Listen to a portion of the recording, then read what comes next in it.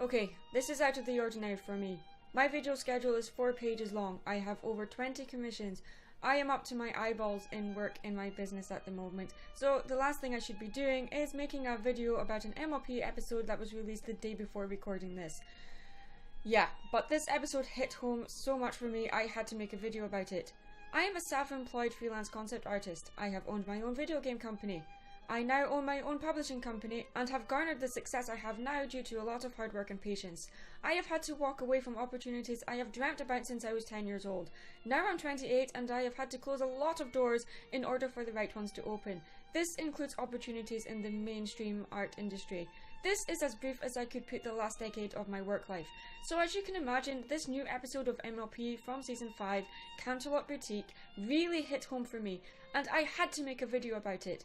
Aside from the fact that we had to wait 2 months for this episode due to its hiatus, which should not be held against it by the way and should not reflect your opinion of the episode, has swiftly become one of my all-time favourite cartoon episodes of all time.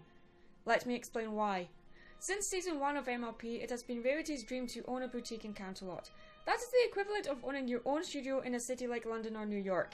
You would think that Rarity, due to how much I have in common with her, she would be the character I related to the most. That was never the case. I always related to Pinkie Pie more than Rarity, until this episode came along. In previous Rarity episodes, we have seen her having to figure out what was more important to her in the most competitive industry on the planet. In Suited for Success, we see Rarity learn the lesson that the phrase, "the customer is always right," does not mean the same as give the customer exactly what they want.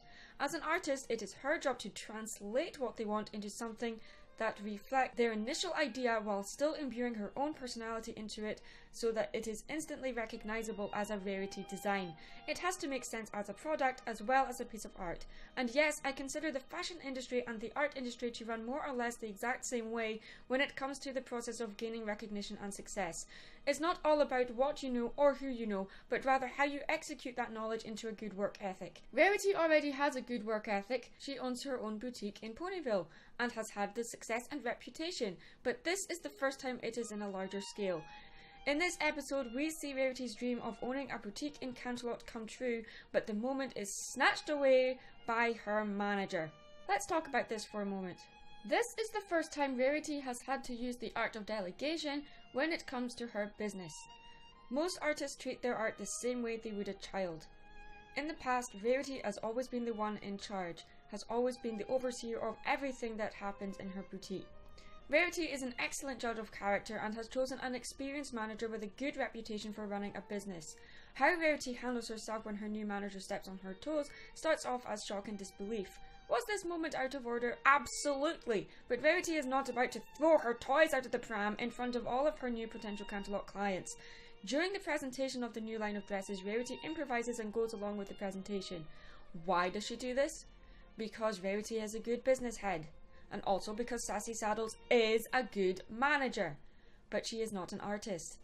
I've had to deal with this kind of setup in a business all too often. What is more important? Fame, success and money? Or passion, creativity and quality in the products you sell to ensure each and every customer is happy? If something is popular, you know it's going to sell.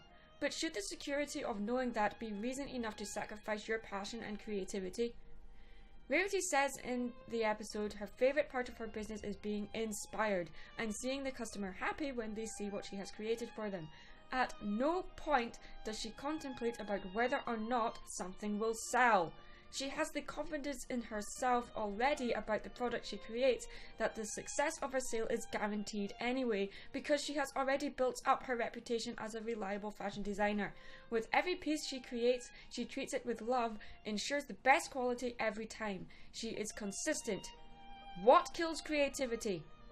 Repetition. The difference between consistency and repetition is as follows. Consistency means every single product you make has the same quality put into it as the last, and as a result, your product improves with every piece you make, meaning that your passion remains alive. Repetition is when you make the same exact product over and over again without improving or making changes.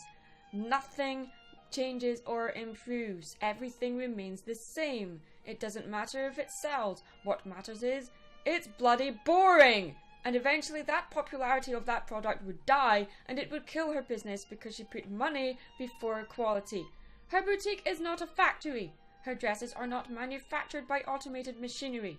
Each and every creation is handmade and individual. Each and every customer that walks through the door is treated as individual. We have seen Rarity treat every single customer that exact same way. That is what Rarity is known for. Her very name represents what each of her designs are. They are rare and usually one of a kind. The importance and significance of the princess dress is destroyed as it was turned into a fad. Take it from someone who has had to make the leap from working in a factory setting and brave the world of freelance art. It's not secure, it's not safe, it's very risky. You have to take risks and you have to ensure that the people you work with are there to support you and your business and keep you on track. They should not only have money on their minds. Sure, that is part of the business, but should not be the only reason that you are in the business. Sassy does this, but solely through unintentionally takes over. But Rarity made the mistake of not doing anything about it because she didn't want her business to fail.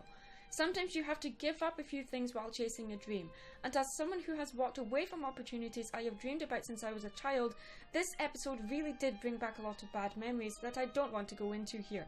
Basically what I'm saying is that sometimes you have to sacrifice your dream job in order to stick to your morals and know your value as an artist. Sometimes you have to take a leap of faith and fail. After all, it's better than to fail at something than to never even bother trying in the first place. I'm Mad Munchkin. Stay creative. Hey, thanks for watching this video, and before you go, don't forget to show your support by hitting that like button. That will help me out a lot.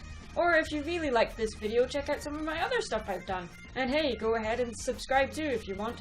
You can also show your support by supporting me on Patreon, Facebook, Twitter, or you can also check out my Dreamt art page for my artworks, as well as find out how you can buy my artwork and even get some commissioned work too. Thanks for watching, see you again soon.